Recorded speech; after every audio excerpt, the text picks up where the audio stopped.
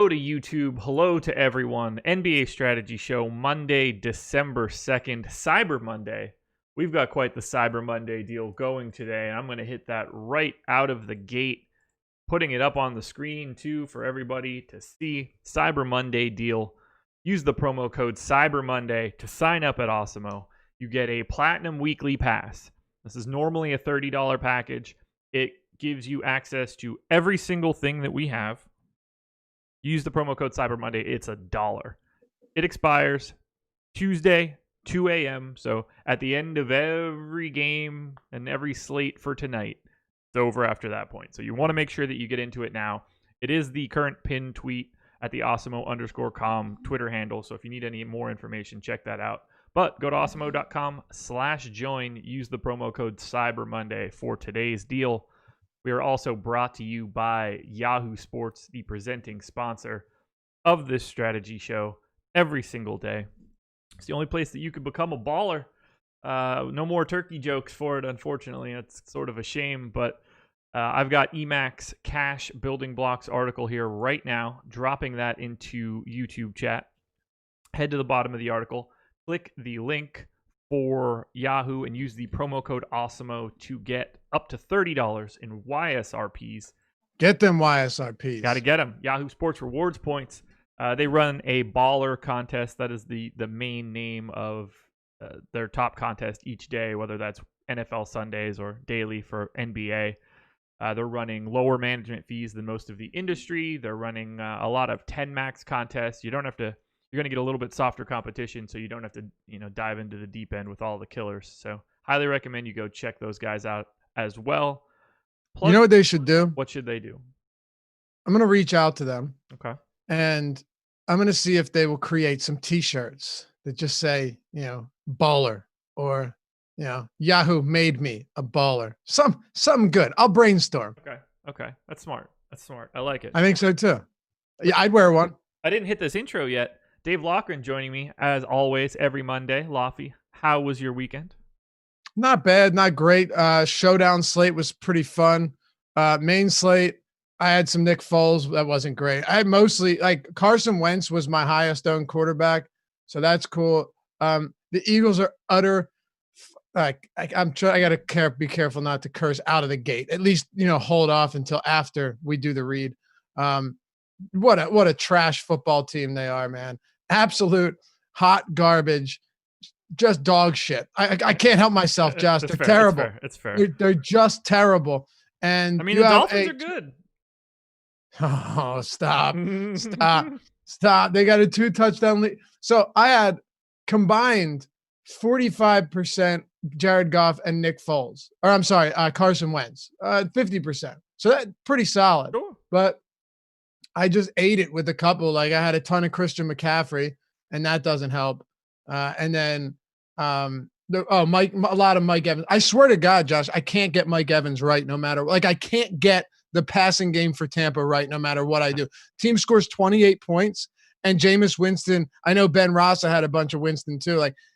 28 points. 2 of them go to Peyton Barber, and 2 of them are defensive. You don't get any worse than that. That was brutal. Absolutely brutal. Was friend of the program, Manny Laura, particularly insufferable on Sirius for you yesterday? In what sense? Just giving you shit about the Dolphins. Oh, no. Honestly, he was probably upset because now their draft pick drops even further. That's fair. But, no. And I would have given him every right to give me hell for it, because the Eagles are horrible, and any Eagles fan can feel my pain. I was legitimate. It's crazy that I invest myself in that, but I was legitimately pissed off. You have my buddies. I had a bunch of buddies that went down to Miami for the game, and that's a home game. If you turn that on for 5 minutes, you'd notice there were, 5 times as many Eagles fans there than Dolphins fans. They drowned them out on every single play. And you still came away with the loss. He said he was embarrassed to leave the stadium. So just to give you an idea of where I was at. But I didn't have it the worst. I mentioned that the Millie Maker bad beat yesterday.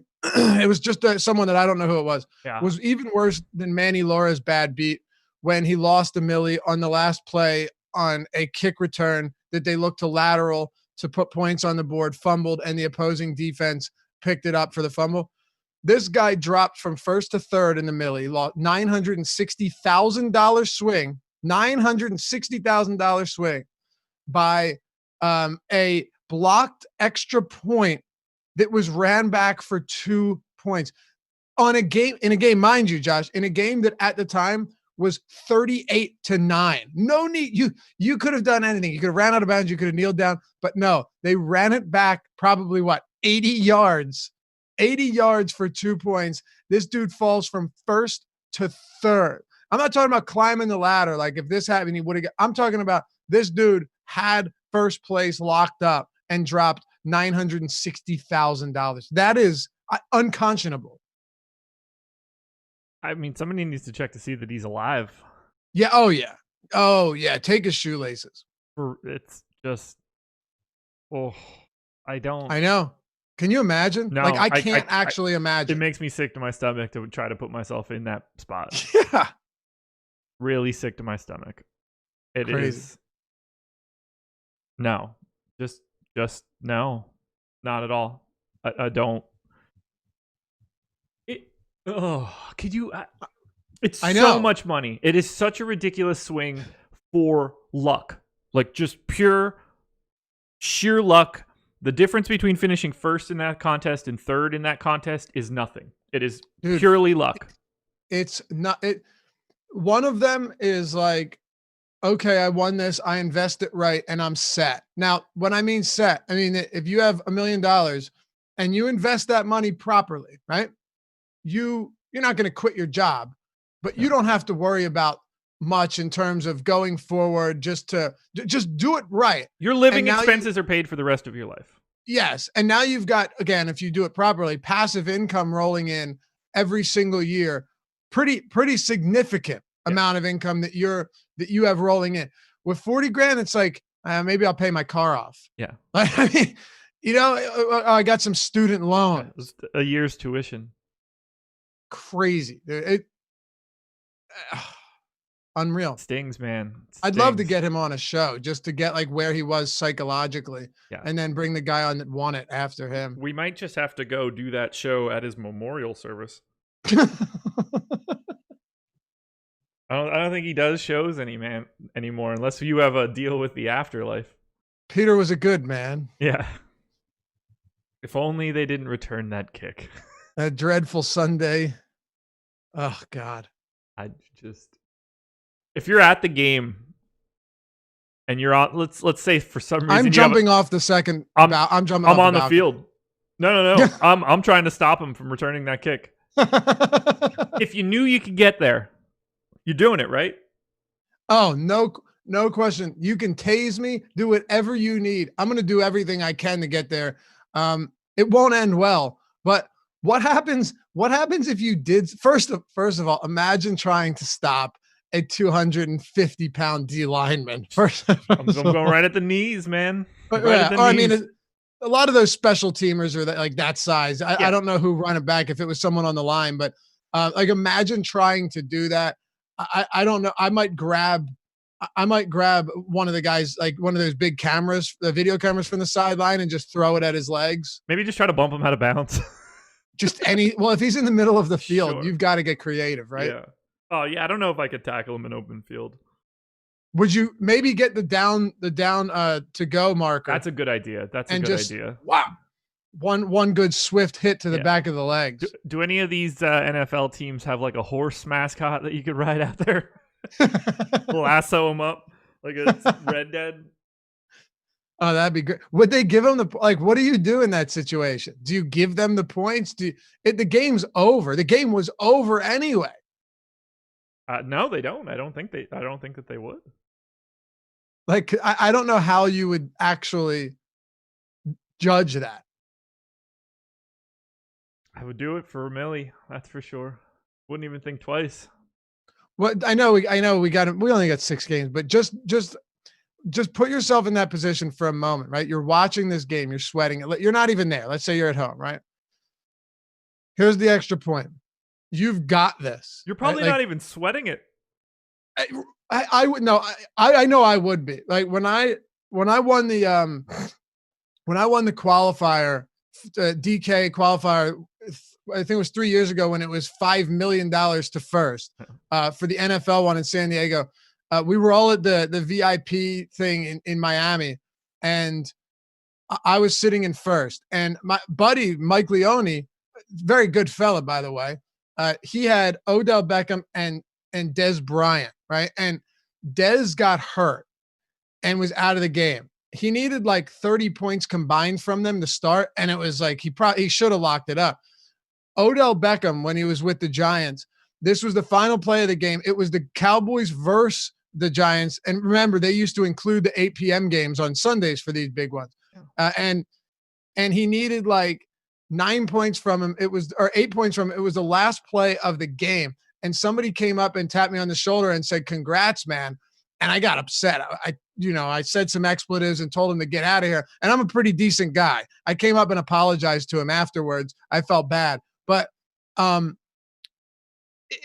my thinking was like a Hail Mary here or a kick return, because Odell Beckham was returning kicks. I forget what it was. It was either a Hail Mary or a kick return. That's a wrap. That's it for me.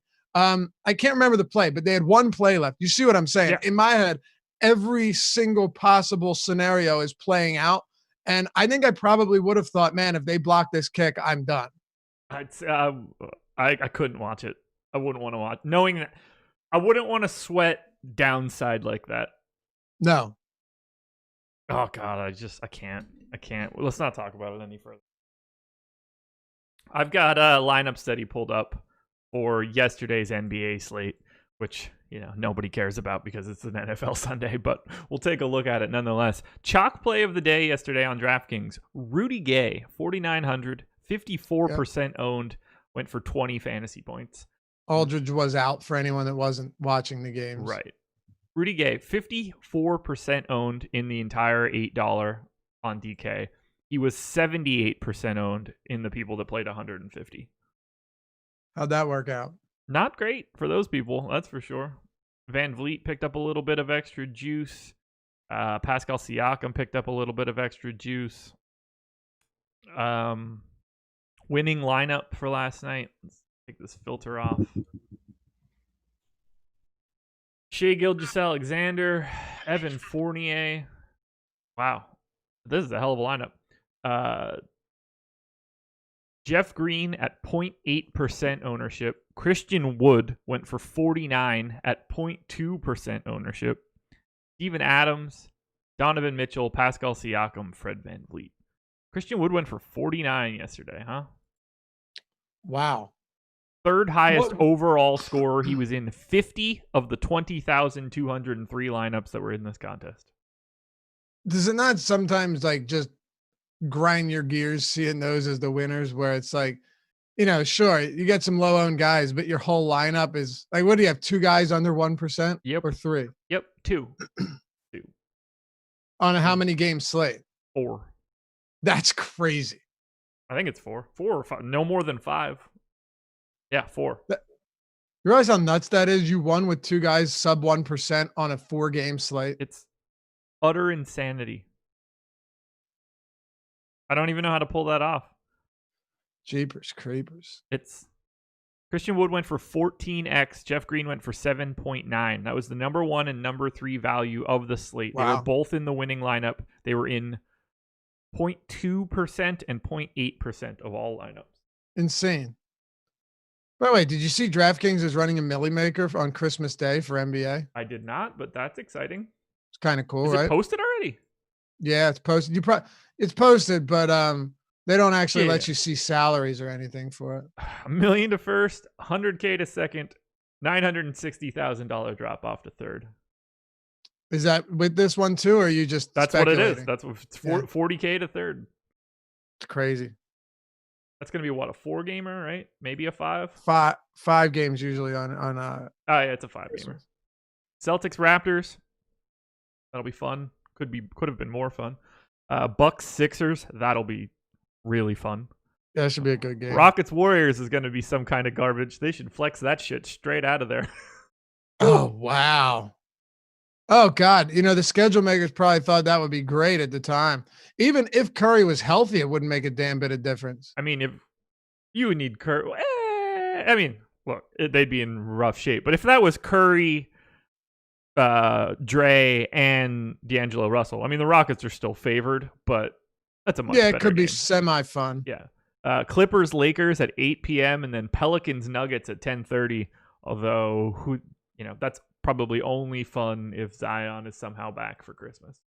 Yeah, pretty much. Yeah. That'll be fun to get into. I'll throw a couple bullets in that for Christmas. For sure. Yeah, that'll be a lot of fun. Just hope you're not in first, drop down the third. You won't see me on the 26th. No, you won't. No, you won't. That'll be my final Christmas. Right. Wonderful. It'll be rough. All right. We've got 6 games to get through. We've got an hour and 8 minutes to do it. It's probably going to be a tough squeeze for us, but we got it. We've actually done quite well with it. Taking games that really aren't that appealing and not spending as much time on them. Well, that's not going to be today, I'm sure. We're going to get into the depths of how much Wesley Matthews do you want or something awful. Ownership is out, so let me grab that now. And then we can get started. Let's rock and roll. Hit the like button, everybody. Subscribe to the channel. Hit the notification bell so you know when we go live. First game on the docket. Charlotte Hornets, Phoenix Suns. Suns 4-point favorites in Charlotte. 114 implied total for those Suns, but we will start on the Hornets side. Not a ton to love here. A little bit of ownership coming in. Devontae Graham, mid-20s. Terry Rozier, right around 15%. We'll say PJ Washington and Miles Bridges in the 10 to 15% range as well. If you're asking me what I like here, it's definitely Devontae Graham. It's a mild amount of Terry Rozier, and then I don't really care all that much about the rest of the Hornets. But Devontae Graham is the key piece for me. Yeah, Devontae Graham has played pretty well. I like what I'm seeing from him, and you haven't seen the price tag really shoot through the roof yet, which is encouraging. Yeah. Last game was just a complete blowout from the beginning. I mean, really no chance at all. And he still dropped 38 fantasy points on 18 field goal attempts in 29 minutes. The shot volume's been there. He's distributing really the things that you look for in a guard that is sharing the court with someone like Terry Rozier. Usually that's not great. But look, he's got a 36% assist rate and a 25% usage rate. I've got to take that seriously, even at this price. Phoenix defensively isn't as bad as they were in previous seasons, but I think overall this is probably a spot where I don't mind getting to. And I've stayed pretty. I would assume you did too. Stayed pretty far away from Hornets in large part this season, outside of like the Bismack Biyombo's and the rare game when you get Devontae Graham or Rozier, but 24 or 224 total. And the Hornets have a 110 implied total here, which, really isn't that bad. No, not at all. Yeah, I would like to get more. I just, at this point in time, I don't think you could really go to Zeller or Biyombo. It's really hard to tell what they're going to be doing there. If Zeller happens to be out for some strange reason, go for it. I just see this team as like mostly filler. They are mostly filler. That's what they are. The Charlotte fillers. I think Graham is fine. Yeah. Once you get past that, though, knowing that Cody Zeller's back in the mix is going to take you away from anybody at the center position. Biyombo went from playing 34 minutes to 34 minutes to 10 minutes. And I mean, we've seen James Borrego do that so often. So it was a blowout, I believe. They gave Willy Hernangomez like 8 minutes to close out the game. Yeah, but even so, 10 minutes. Yeah, he was. I only have him in for 18 here. Right. I don't have rotations, but he's not. I don't have any interest either. Yeah. I only mention that because he started, even though Cody Zeller would actually. No, Cody Zeller. I'm sorry, Cody. I forgot that Cody Zeller was actually out on that Friday game and then played the next one. But I thought he played off the bench. Maybe not. Yeah, he did. He came off the bench. So, and then you've got PJ Washington, who has come back down to earth in a big way. I did want to ask you about this though. We've seen his minutes kind of fluctuate, but he's played 34 and 33 minutes over his last 2 games. His price is, I'd say, reasonable. What are you projecting him for a minute? Because if you're projecting him for like 32 minutes on a day like this, PJ Washington might have some part in lineups today. I gave him 30. Might be light. 32 might be a bit more reasonable. He was minus 39 against the Bucks. Wow. Well, most of the team had to have been minus like 20 plus, though, right? A lot of big double digits, but PJ Washington at minus 39, Miles Bridges minus 38, Terry Rozier minus 32. Next closest is minus 20. What was Graham? 13. Minus 13 or 13? Minus 13. I was going to say, that is incredible. Only person positive was Marvin Williams in 18 minutes. Wow. And that Yeah, was I have three. Washington at I have Washington at 30 minutes, and I have him as a decent value, but that's really just me trying to pull something from this team. You know what I mean? Yeah. He doesn't stand out. But the minutes are significant, at least to talk about the big time uptick he's seen over the last 2 days. Yeah, I like him a little bit more on DK than I do on FanDuel, but he's just a guy on today's slate. Yeah, I'm with you. I would say Graham 7,200 on FanDuel is probably on DraftKings rather, is probably my favorite piece of the Hornets. Yeah. Oh yeah. No question. No question. And then on the Suns side, not a ton of ownership coming here. Booker, Rubio, Oubre, all 12 to 14% on FanDuel. A little bit less so on DK. Only Rubio in double digits there. Aaron Baines also getting a little bit of love at 5,400 on DraftKings. I like Booker rather a little bit more than the ownership shows.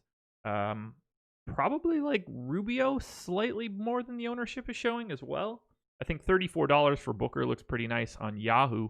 What do you want to do with the Suns? Yeah, kind of an interesting team to go against in the Hornets, because the Hornets are playing at one of the slowest paces in the league, averaging less than 100 possessions per 48. In today's basketball, that's pretty brutal. But they're also 28th in defensive rating. Warriors and Hawks are the only two teams that have been worse than them this season. I mentioned this a lot. Points in the paint allowed, second most in the league. Washington has since eclipsed them. But really the issue I have is who on this team, because I love targeting Charlotte with front court guys that can score around the basket. I guess Kaminsky's not that guy. He's afraid to go near the basket, and Aaron Baines might be the answer there.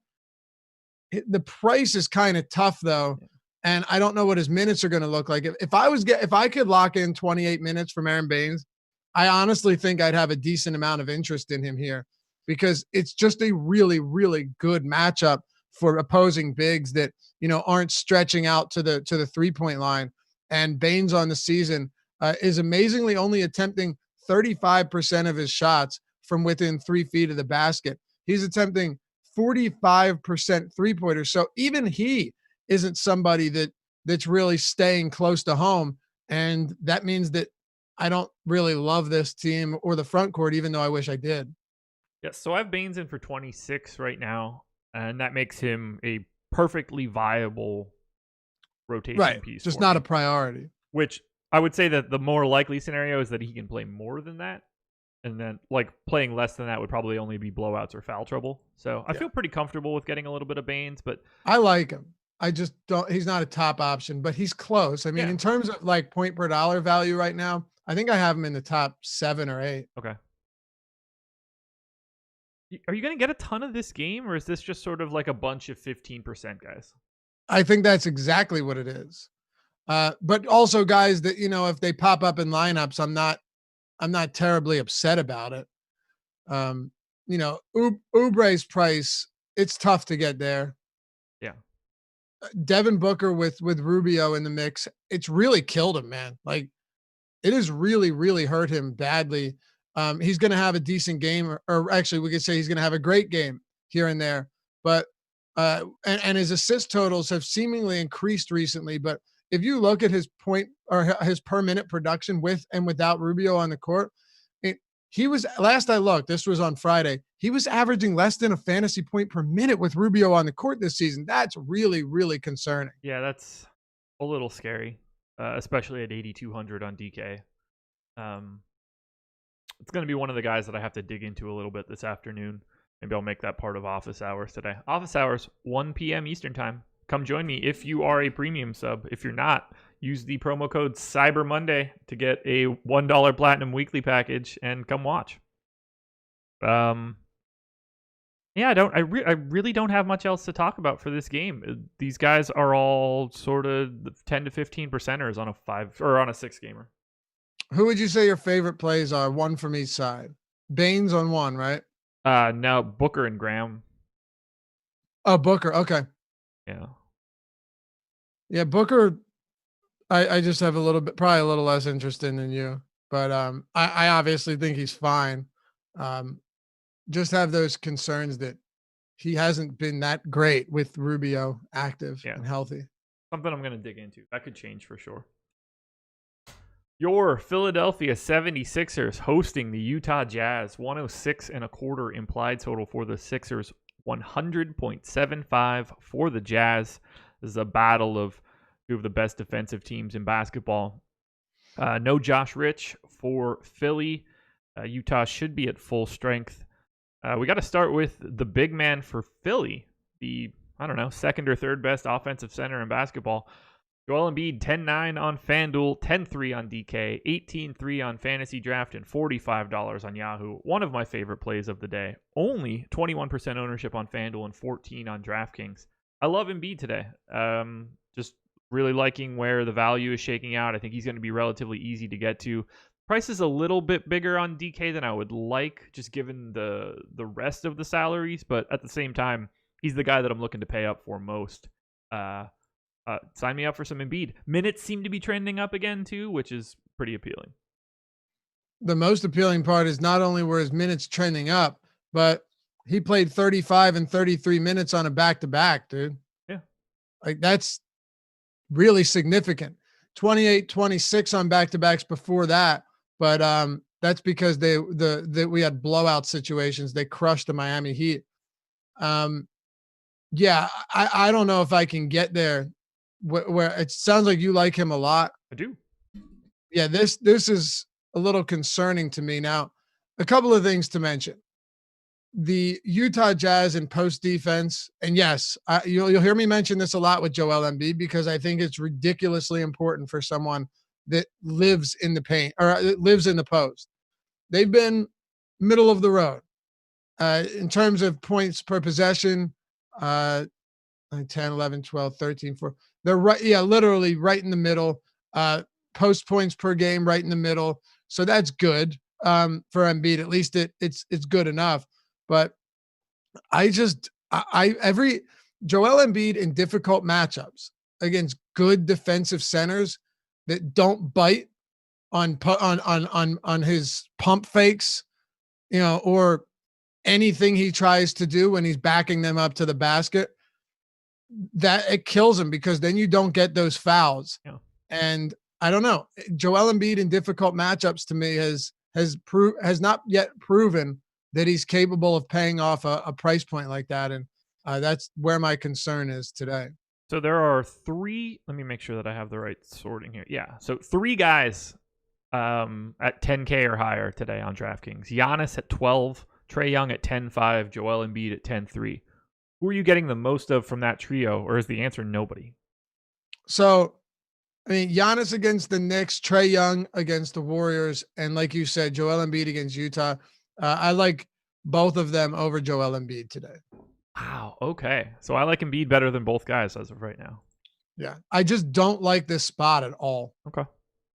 Now, do I blame you for getting to somebody that, even on a bad day, excluding that Toronto game, can still give you, 55 fantasy points? No, not at all. I just think that Trae Young in this particular spot is equally, if not more appealing at pretty much the same price point. Understandable given the Warriors' talent level. So you like Embiid at 10.9 over Trae Young at 10 flat on FanDuel? I do. For right now, I do. Interesting. Yeah.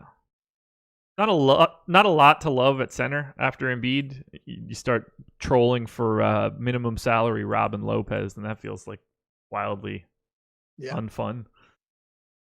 Yeah. Sign me up for some Joel Embiid. I guess I'm just the Philly guy today. Yeah, it sure sounds like it. He's at 21% projected ownership on FanDuel, 14% on DraftKings. Ben Simmons, Al Horford, Tobias Harris, all 15 to 25% ownership depending on the site. Of those three guys, I think Al Horford on DraftKings looks most appealing, but at the same time, I think all of those guys look pretty similar given their price tags. Do you have any interest in the rest of Philly? Not really. And I'll say this much. Very surprising to me that Robin Lopez isn't somebody that you would like at minimum salary. What'd you say? You said you'd have to go down and start trolling for minimum salary Robin Lopez. Is that to say that you don't like him on this one? He's a perfectly acceptable point per dollar value center today, but just the way this slate is breaking out and the fact that Dennis Smith is a free square means that I can't imagine that I'm going to be paying down for two separate guys at 35 and 3600 all that often. Okay. I just don't think that I'm going to need it. And at which point, then I can still get to Embiid or Gobert or Joval or Turner. I think there are more options. Okay. We can get there. We can talk about it when we get to that game. I don't want to. But, yeah, as far as the rest of this Philly team goes, just I know we only have 6 games. So, you got to be a little bit more. You can't be as restricted in your decisions here. And I get that. But it's a good defensive team. I think the Jazz are going to lose this game, but I also think that they keep it competitive. I think it's a low scoring game too. And with two just grind you down defenses that make it really tough to produce, I think you get a low scoring contest and there isn't a whole lot from the Sixers that I like. I will mention though that what is Ben Simmons ownership coming in at? Because I think this is a spot where I think this is a spot to be exploited if he's coming in with like nothing.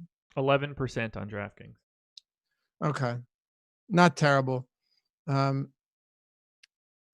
There's still triple double upside here, and defensively, man, his defensive stats recently and all season really have been great. Yeah. I probably like Ben Simmons most on this Philly team today. I think that's fair. The $8,300 price tag, especially given where the rest of salaries are today, I think that looks a little appealing. And I mentioned to you on Friday, you already know how I feel about Furkan Korkmaz and Matisse Thybulle. I won't play those guys. Yeah, Korkmaz still the flat minimum on FanDuel, so I think he probably gets a little bit of look. He's fine just because of the position. Their floors are so low, their ceilings are not high. There's nothing I can. I ended up playing James Ennis just because screw it. And I mean seriously, the reason I say that is because James Ennis will at least get up some shots and give you some rebounds, a couple peripherals. Ended up getting lucky on that, but at the same time, like man, Thybulle offensively, he is just invisible. He is very invisible. He's like the opposite of defensively, where he is very visible. Exactly. Utah side, no one on Utah, either site, FanDuel or DK, projected for more than 8% ownership, which would be Mike Conley. And I don't really disagree with that. Sign me up for a little bit of Gobert. Sign me up for a little bit of Donovan Mitchell. But the Jazz are not what I'm looking for today in DFS. Yeah, I don't see myself getting there either. Tough game from an efficiency standpoint. And with the Philadelphia 76ers, one of the things that can hurt opposing teams, and we've seen this, is rebounding. No one's allowing fewer rebounds per game to their opponents than the Philadelphia 76ers. Less than 40 rebounds per game to opponents. That is really, really low. Third fewest defensive rebounds, by far the fewest offensive rebounds. So even when you're talking about like putback opportunities and such, the Sixers with that front court, and to be fair, with a guy like Ben Simmons, they really don't allow for much of that. So I consider that when I'm looking at good rebounders or even guards that rely on rebounding, when you've got someone like Ben Simmons that's going to get in there and take away a lot of that, along with Embiid and Al Horford. Oh, God, I hate the Jazz. I can't get myself to anybody here. No matter what we talk about, no matter like what we dig into, I can't imagine landing on Jazz today. The only one that I don't think is crazy, Rudy Gobert is $7,400 on DraftKings. Assuming there's no foul trouble here, I would expect him to play honestly 36 minutes tonight if this game remains competitive. He actually played more than 36 minutes last time these teams faced earlier this season, and he fouled out towards the end of that game. But if you're going to, here's the way I see it. It's a tough spot against this Philly front court, but his price has definitely come down. I mean, he was $8,700 less than a week ago. If you give him even 34, but I would say 36 minutes with no foul trouble or no significant foul trouble, the only way that you're stopping Joel Embiid here is by keeping Rudy Gobert in the game. So I think just by product of or by way of being on the court, that's a price tag that I can get behind. But yeah, I agree. He's the guy that I like the most. That's for sure. Especially at 4% ownership. That's an easy way to get a little bit different. Yeah, see, I like that ownership quite a bit. If he was 8,400, I wouldn't have even a thought about playing him, but 74 is not bad. No, not at all. Want to move to Hawks Warriors? Let's do it. I'm going to say I'll take that as a yes. Atlanta Hawks. I thought you said let's move, and then I realized that's not what you said. We're all good either way. 114 implied total for the Hawks, 107.5 for the Warriors. Hawks, I think, have lost 10 straight, but could get back on the winning ways today. Big time total. Both defenses are bad. This will be a pace up spot for Golden State. Trae Young, 10K on FanDuel, 10.5 on DraftKings, 18.8 on Fantasy Draft, and $46 on Yahoo. I like the Yahoo price the most. I like him way more on FanDuel than I do on DraftKings. 33% projected ownership on FanDuel, 14 on DK. Jabari getting a lot of love, roughly 30% ownership on both sites. DeAndre Bembry and DeAndre Hunter, who both spell DeAndre differently, are at 15 to 20% ownership on FanDuel as well. To me, this is a two-horse race. It's Trae Young and Jabari Parker, and that's it. And I would think that I prefer Jabari Parker to Trae Young on both sites.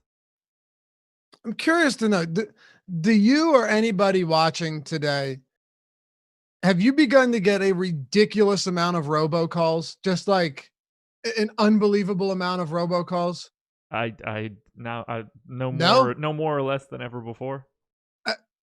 Dude, I'm getting like sometimes 10, 11, 12 a day. I just got two of them right in a row. One from like France and the other from San Diego, and then Ohio, and then Hartford, Connecticut. It's absurd, man. Can't help you on that one. Yeah, I guess not. I guarantee you, chat, there are going to be people in chat that are that are going to agree that this has become a massive issue. Okay. And we'll spend like 20 minutes on it once we get some intel. I really like Atlanta today. Okay. The people got pissed. No, not really. Some people got a little triggered that I said Trae Young is really, really good. I tweeted this the other day. The Hawks landed a really, really good player in Trae Young, and still made a bad decision in that 2007 or 2018 draft. You can't get me started on this one. Oh, you don't agree with me? Oh, I could agree with you completely. Okay. Here's one for you. Is Trae Young going to be an all-star this year? I think he is, and I think he should be. But Luka Doncic might. What'd you say? He should not be. And a travesty if he is, if you base that on merit. Well, I'm basing it on how they give people all-star credentials. If we're talking about people being popular and entertaining and putting that on display, then yes, he's an all-star. If it's based on play on the court, that's preposterous. Right. And somebody said something like, dude, Luka's got a way better supporting cast. Oh, yeah, that's right. Kristaps Porzingis, who has been average at best this year. Tim Hardaway Jr., who didn't do dick until a couple games ago, and will go back to being DeLon Wright, Seth Curry. Will you stop it, man? Dorian Powell. Yeah, Dwight Powell, Salah Mez. Actually, he's not there anymore. Maxi Kleber. It's ridiculous. Luka Doncic, they just beat the Lakers at Staples Center yesterday. They cleaned out that Houston team. And you want to pretend that there's any comparison at all. Like I said, Trae Young's a good player. He's a good little player, as they say. But Luka Doncic, along with Giannis Antetokounmpo, might be the best player in the league for the next decade. Yeah, he's fantastic. He's absolutely fantastic. And no, I'm not trolling at all about Trae Young being an all-star. Everything he does offensively, he gives it immediately back on the other end of the floor. He's one of, if not the worst defender in basketball. But like it's Yeah, just yeah. Oh yeah, dude. It's Cantor says Laffy's on one today. Have you not watched any of our other shows? This is me. But I knew Josh is like the perfect guy to talk to this about. And it's crazy to think like someone goes, tweets me, the slander needs to stop on Trae Young. It's like, dude, I just said he's a very good player. And I don't care if they got a protected draft, a protected first too. You know, they got Trae Young and a protected first. None of that means anything if you didn't get Luka Doncic. right. And then people say, well, what about Phoenix and the Kings? Bro, they suck every year. They make horrible front office decisions every year. So forget about them. We can agree. But here it is. Trae Young in player impact plus minus on defense is dead last in the NBA this year. No qualifier. That is anybody that's is that right? Dead last. Is that right? With no filters on anything. Not a filter at all. He is dead last in defensive player impact plus minus. Dude, any Hawks fan, but Eric Johnson says Josh hates Trae Young. I don't think he hates him. I think he's just looking past the surface numbers. But any Hawks fan that's like, no, it was a great trade because someone's like, dude, he damn near dropped 50 today. It's like, and they lost, right? Like they keep losing games. To act like the Mavs supporting cast is that much better is just flat out lying. Anyone as a Hawks fan that pretends or tries to tell you that they're satisfied with having Trae Young over Luka is lying to you and themselves. I think he's a good player, but I don't think it's even close the trajectory we're going to see with Luka and Trae Young. And we're already seeing it in how these teams individually are playing, especially against good teams. Luka Doncic, offensive player impact plus minus, also quite high. Dude's just dirty. Absolutely dirty. Number one player in the league this year, Giannis Antetokounmpo. No surprises there. Guys, if you guys just want to hand out all-star, like, I get it that all-star doesn't necessarily mean merit. And I agree that you put Trae Young there because the optics of that are good. He wouldn't sniff anything remotely close to like all NBA type stuff. He's barely neutral as a basketball player. Everything he does offensively, he gives up defensively. Just how it is. If you handed out all-star bids based on merit, he would be like 80th. Right. But what I'm saying is when you hand them out based on scoring and like excitement, he's going to be towards the top. And that's just the way it works. 100%. To say something like this quote, defense didn't stop LeBron from being an all-star, is just like staggeringly off base. It's insane. Did someone say that? Yes. Really? Yes. Harden has been not even comparable to how bad Trae Young is defensively. And Trae Young is not comparable offensively to James Harden. That's a wild thing to say. Like if true, that is a huge indictment upon Trae Young. Yeah. We're getting like Steph is a bad defender. He's not. He's a very solid point guard team defender. He's always going to get overpowered because he's little. Right. Harden, not a bad defender. He's lazy, but he's not a bad defender. He's below average-ish. Dame never been really great at it. Kyrie never really been great at it. Yeah. All of those people are all better than Trae Young offensively. A couple of things.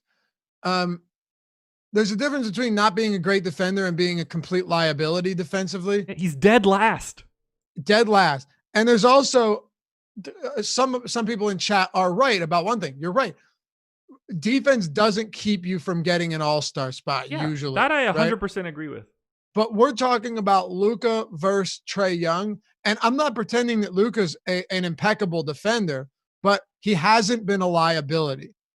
No, not at all. Not at all.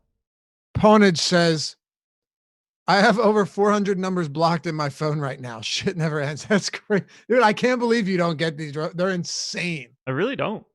I Maybe, get you maybe I call just up and have it like blocked or something. they're speaking in Mandarin and there's this like calming meditation music in the background. It's crazy. For some reason, Luka isn't showing up in this list right now. Somebody was like, Josh glossed over Trae Young compared to Luka. The last time that I looked at this was probably Friday. Luka was third in offensive player impact plus minus, definitely ahead of Trae Young, but for some reason he is not showing up in this list right now. Yeah, he's just not there right now. But anyway, let's get back to the DFS portion of this. Laffy and I got our rant in for today. That was a fun spot. That's relevant to get derailed, though. You know what I mean? That's a relevant conversation. Yeah. Look, I enjoy trying to let people know that Trae Young is wildly overrated. Allow me to say, though, that I really do like Trae Young today. And I imagine I'll have a decent amount of him. Like I said, I do actually like him more than Joel Embiid. And that might be a hot take to some, but I even have him projected for a couple more points. From a value standpoint, just a little bit better, but I'll take this matchup all day long against the Golden State Warriors, who they're really, really bad. When you start looking at, take points per 48 allowed and not points per game because you get some overtime games. Warriors allowing 115 points per 48 minutes.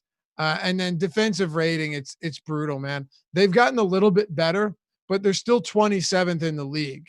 They're still really bad defensively, particularly in that backcourt. So Trae Young, I just think he's going to light it up today. And you don't have to really I don't really worry about blowouts anyway. So them being 6.5 point favorites tells me absolutely nothing. I can't believe they're such big favorites. It's so crazy. I do like the fact that Trae Young is only at 14% ownership. That's kind of wild for DK. That's very surprising to me. Let me pull Joel Embiid. They're both at 14. Yeah, I like Trae there a little more. Yeah.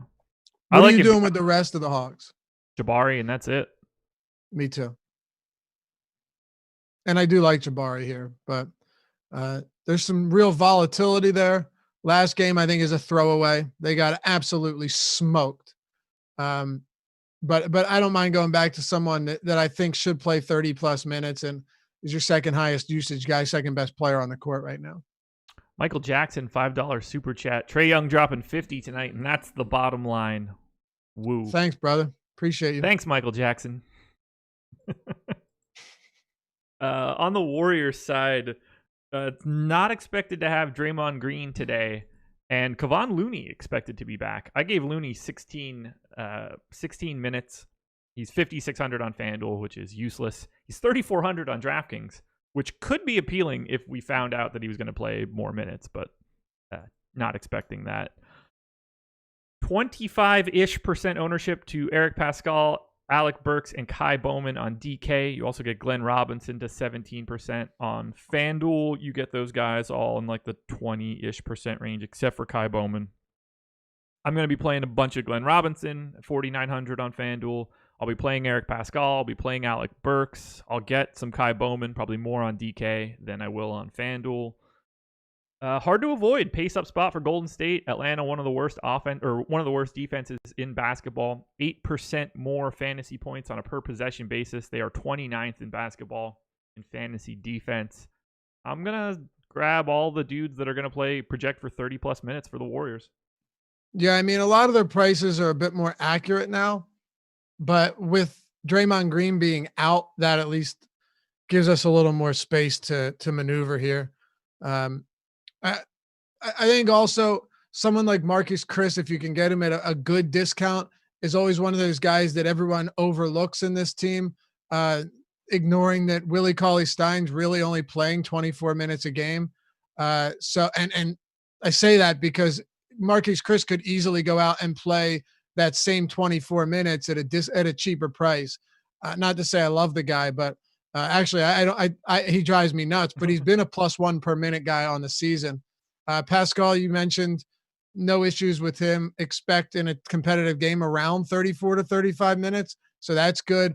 Like, honestly, Josh, for me, it's pretty basic analysis. If there's no one good on this basketball team, they're facing a bad basketball team in a game that should see a lot of scoring. If the minutes are there, I'm probably going to have some of them. It's that simple. Yeah, that's Pascal, Burks, Bowman, and Glenn Robinson are the 4 guys that I expect to get north of 30, and I want to have all of them in some sort of volume. Mm-hmm. I hear you. Yeah. Any interest in like Jordan Poole or anyone else that's further down the list? Basically, no. Little bit of Okay. Marquise Chris for right now, depending on how far I dig into this. That would basically be it. No Willie Cauley-Stein, no Spellman, no Poole, no Looney.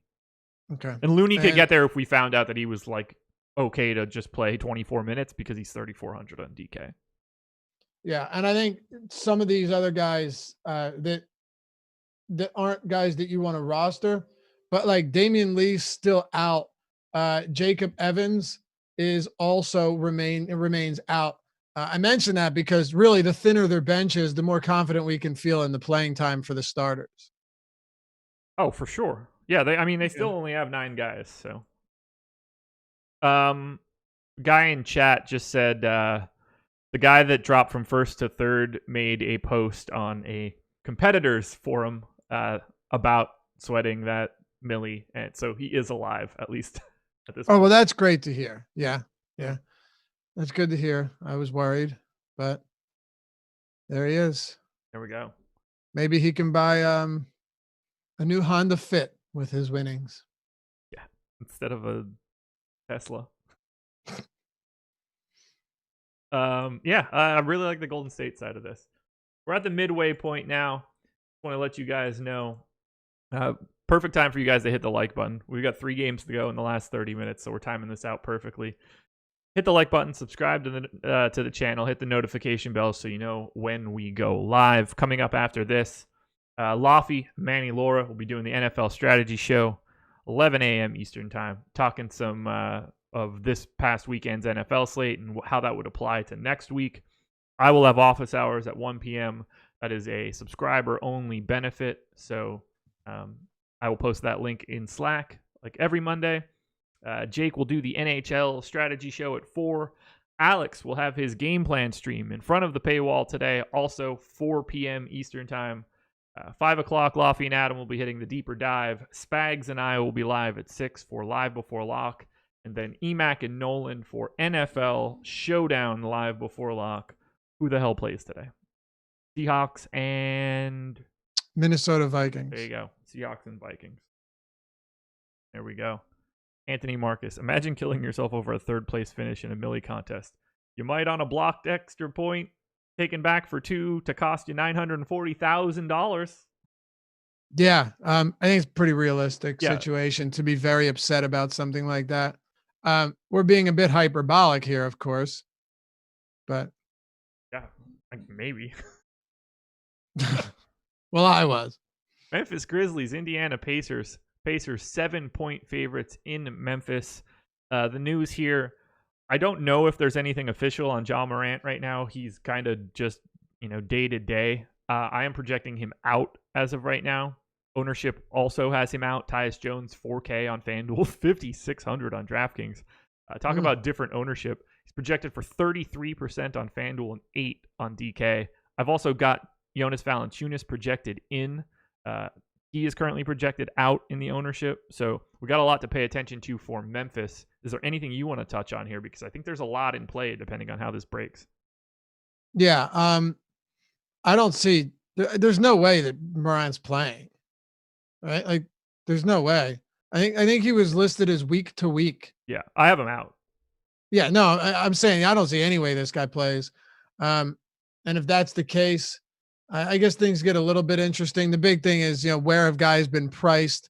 And as we've seen, Tyus Jones, who is 3,100, talk about pricing him through the roof in one game since Morant's been out, 1 or 2. I think it's 1. Doesn't matter. He's 5,600 now, up from 3,100. I mean, that's just brutal. It doesn't. it doesn't really allow you to do all that much with this team.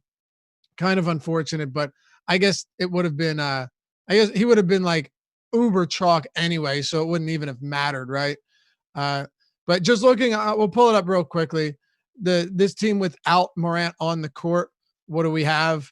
The First of all, Valanciunas, if the minutes were there consistently, and they had the last two games, they have been. I know this. I gave him 28 for today. Okay, he's played 34 and 32 over his last two games. Yeah, 28 sounds pretty realistic. If I were to project Valanciunas for like 30 though, man, I would imagine even at this price point, because I have him at 28 too right now, but if I had him at 30 minutes, I would definitely be getting a decent amount of him. So with John Morant off the court, usage, Dylan Brooks in 140 minutes is at 27%, Jaren Jackson at 26, Valanciunas at 26%, and all of those guys have played 120 plus minutes. Then it falls off. Per minute production, DraftKings points per minute with Morant off.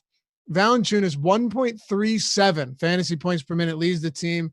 Then you got guys like Melton hasn't played a lot of minutes. Brandon Clark 1.21, Dylan Brooks 1.04, Bruno Caboclo 1, and Kyle Anderson 1. So Valanciunas, man, with Morant off the court, 26% usage, 1.37 fantasy points per minute. Those are semi-appealing numbers, even as a 16% assist rate. He looks good today.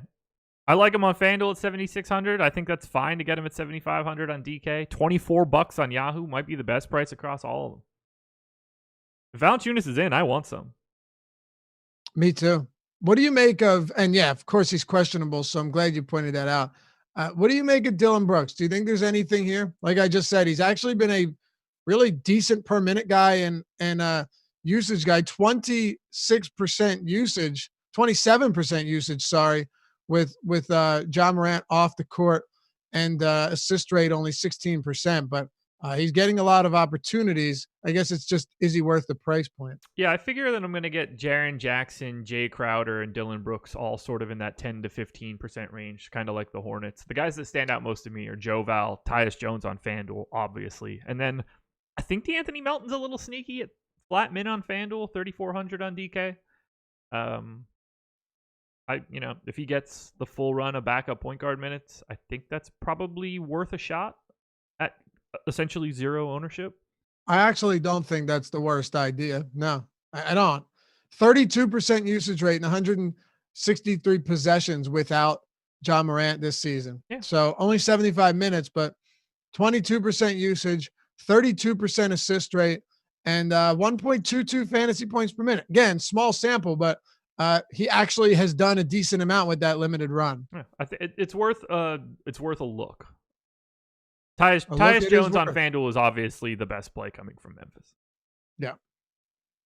Pacers side, everybody is back. Everybody is sort of priced where they should be now. Sabonis getting roughly 30% ownership. Brogdon in the 20s. Jeremy Lamb, Miles Turner right around 10. Not much coming in for TJ Warren. Memphis defense, not great. It's a pretty good spot for Indiana. I like the 5 guys that are going to get 30 plus minutes. I don't like anybody else.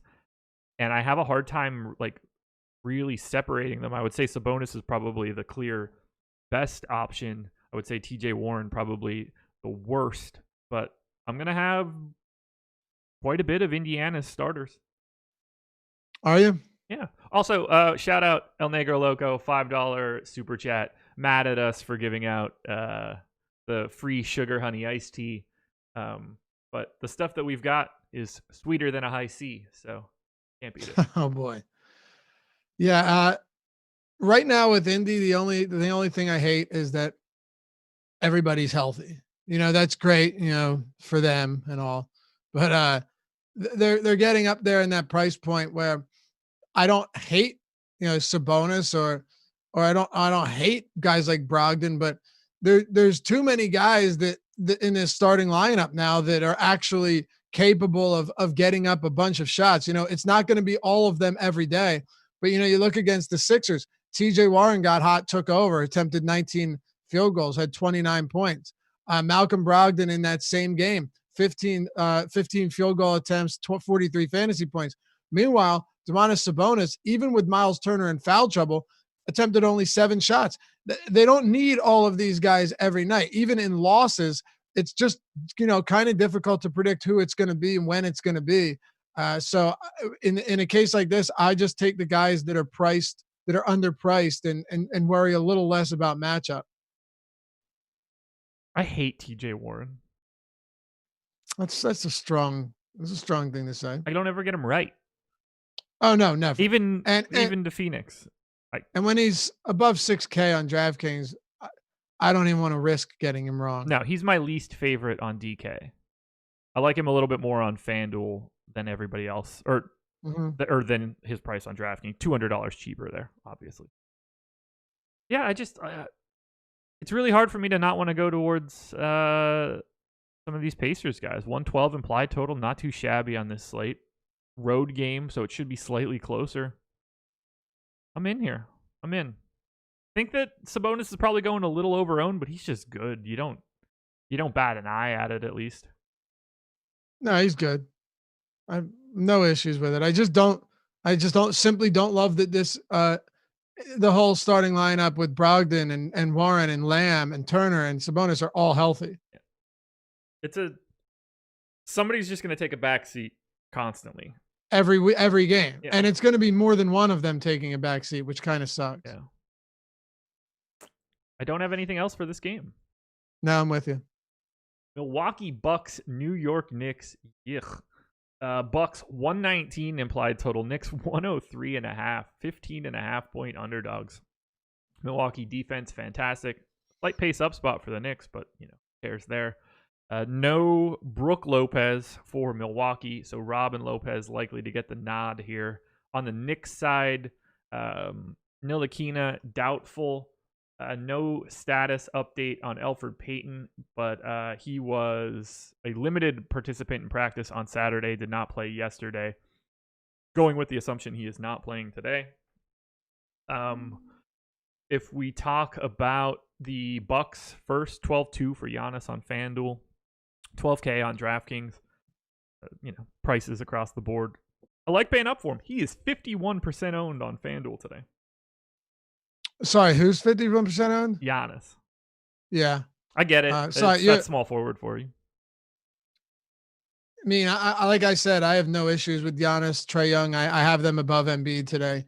This game, has a legitimate possibility of getting super out of hand. It's 16.5 point spread. But that's the only concern. I mean, Giannis played 20 minutes last game in that blowout win over Charlotte. Do you worry a little bit about a blowout? Yeah, but it's hard to let it affect anything, because if you do, then you're probably going to end up being wrong, and that's why I don't even bother projecting him for fewer minutes than normal. Yeah. It's basketball; weird things happen, and even if the game does finish with where they cover the spread and they win by 18 or something, a lot of times you'll see them pull away in the fourth quarter and still play their normal allotment of minutes. So not a concern for me. Giannis is always in play. He's expensive, but you're not going to be able to argue against rostering a guy that's averaging like 1.9 fantasy points per minute. No, not at all. Whatever Giannis you get today, be happy about it. He should do whatever he wants against the Knicks. Got some interest in Eric Bledsoe on DK at 6,500. We do have Middleton back. Still don't really know his minute status. He's not really someone I'm looking at, but I don't mind that price tag on DraftKings. He's at 27% ownership, actually. And then we need to touch on Robin Lopez. 4,400 on DraftKings, so he's not very appealing there. The flat minimum as a center on FanDuel, getting 11% of the ownership. How do you feel about going to the bargain basement Rolo?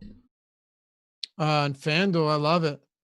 I mean, first of all, the minutes he played last game, that game got wildly out of control very quickly. Yeah. But he played 8 minutes and 40 seconds in his first rotation. Played a ton in the first half. Yeah, return played 7.5 minutes in the second quarter. So you're talking 16 minutes right there alone. And then 5.5 minutes in the third quarter. And then let's see here, only a couple minutes in the fourth where he just wasn't needed at all. So like worst case scenario, I think you get 26, 27 minutes out of him today. I gave him 26. Yeah. They could just as easily go to Ilyasova, DJ Will against the Knicks in particular. DJ Wilson, Giannis at the 5. All of those things are perfectly viable against the Knicks.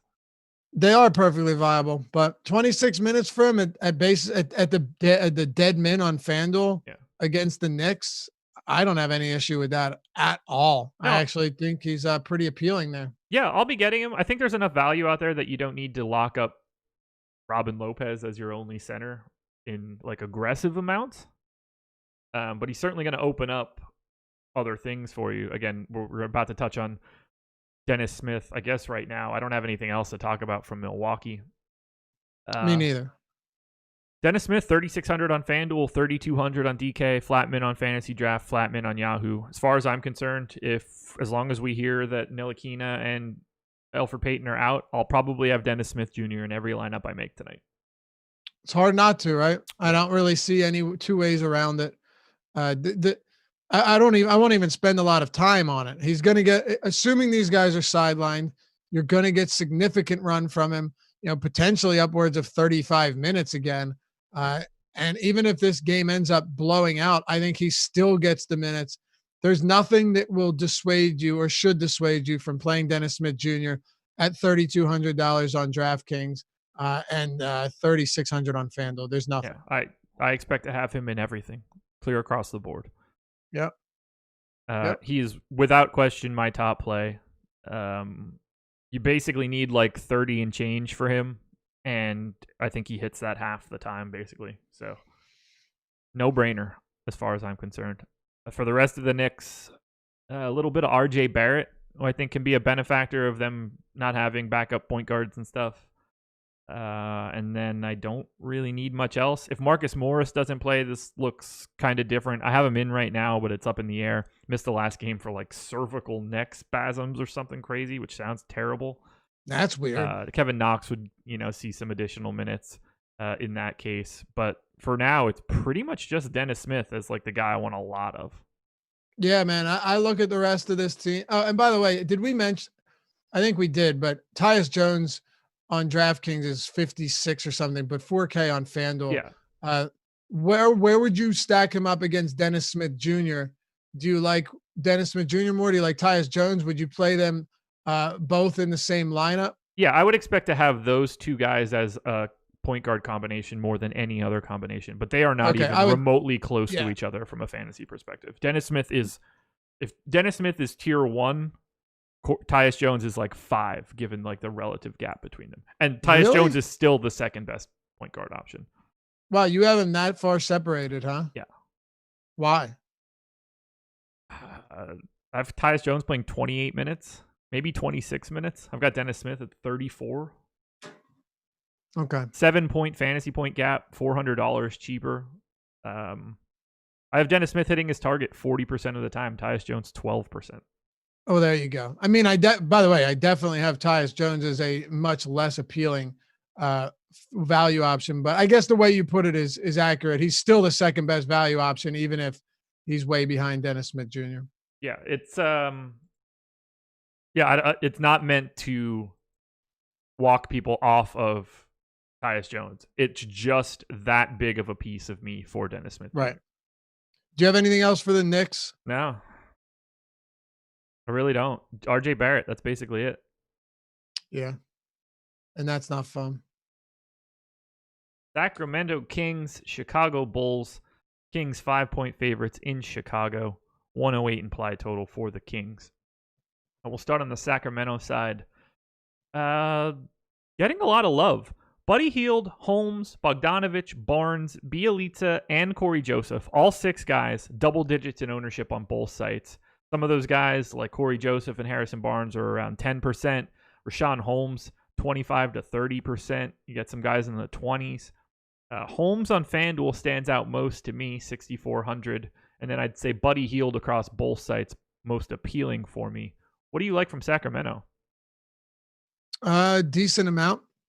Well, first of all, the fact that this is the late night hammer, you always want to have someone, you You always want to have the late guys in your lineup, Josh, just in case. Yeah, that's right. You get more points for rostering people in the late games. We've legitimately seen questions about that, by the way. This game doesn't have the highest total, but I think all in all, on a 6-game slate, you've got to pay it some attention. The ownership is kind of interesting that you're getting a lot on certain players that really aren't that cheap. Yeah.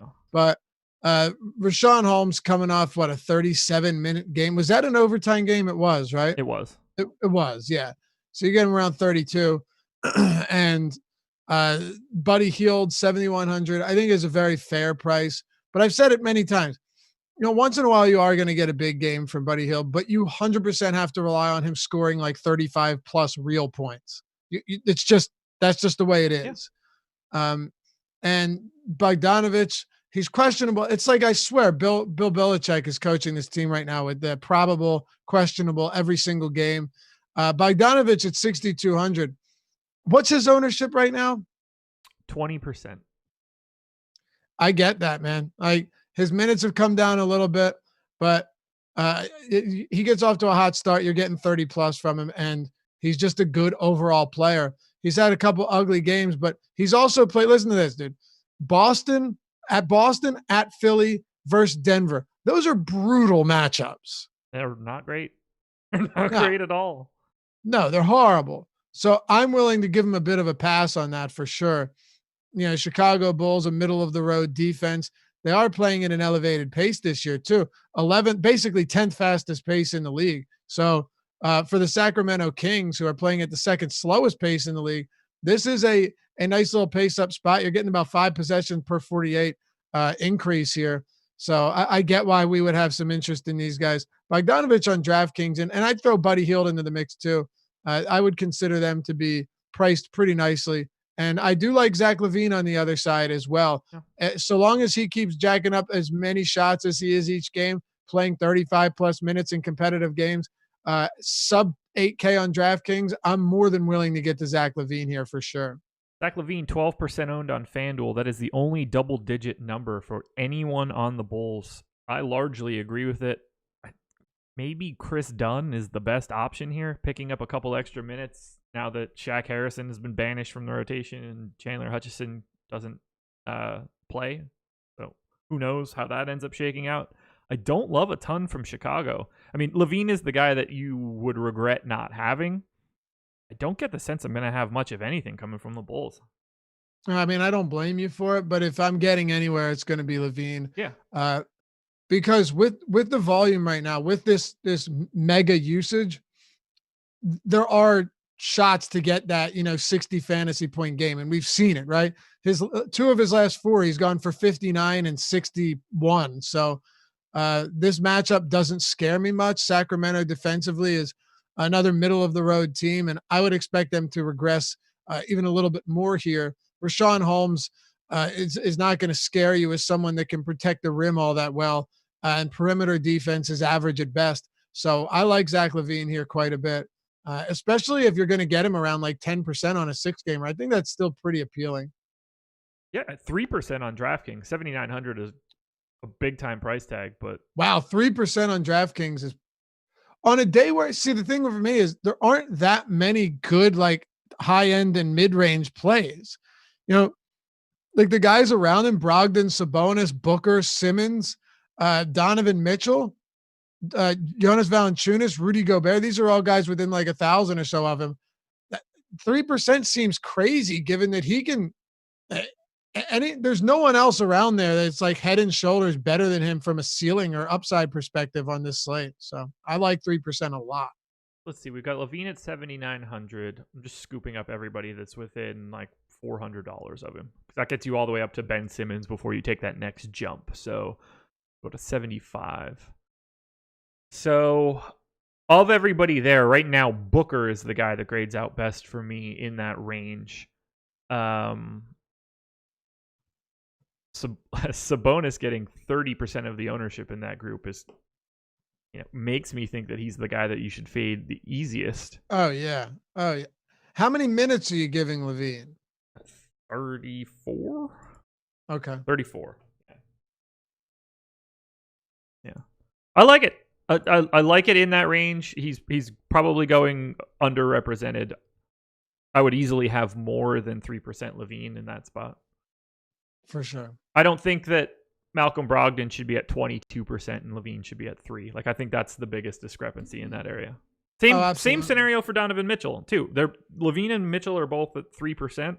I don't think that gap should be the same as with Malcolm Brogdon. Yep, I hear you. All right, let's sum it all up. Favorite plays on DraftKings for you today? I got to throw Trae Young into the mix. Dennis Smith Jr. obviously, right? That's a given. I think there's a good chance that I land on a decent amount of Aaron Baines. I don't love the center position. And then just a couple that are of interest to me. Zach LaVine at low ownership. Rudy Gobert, because I think the minutes are going to be really big today in this game, assuming no foul trouble, and I don't assume foul trouble. 7,400 on DraftKings. And then, like, I think I'd probably get away from a lot of Sabonis. I don't have an issue with him, but we discussed my concerns there.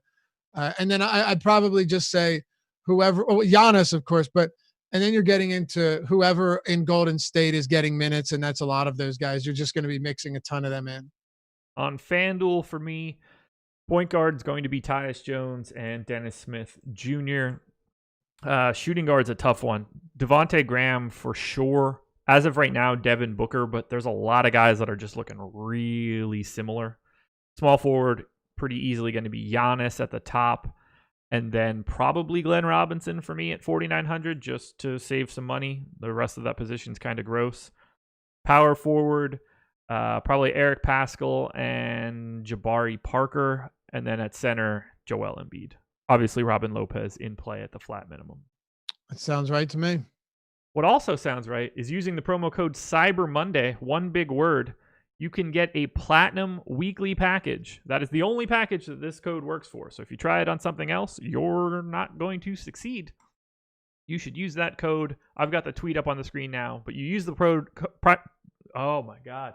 Use the promo code Cyber Monday for a $1 platinum weekly pass. This will expire 2 a.m. tomorrow. So however many hours that is, 12, 13, 14, 16 hours from now, this will expire. You could use that promo code. Just got dropped into YouTube chat right now. Click that link and come join us for a week. $30 value, you get it for $1.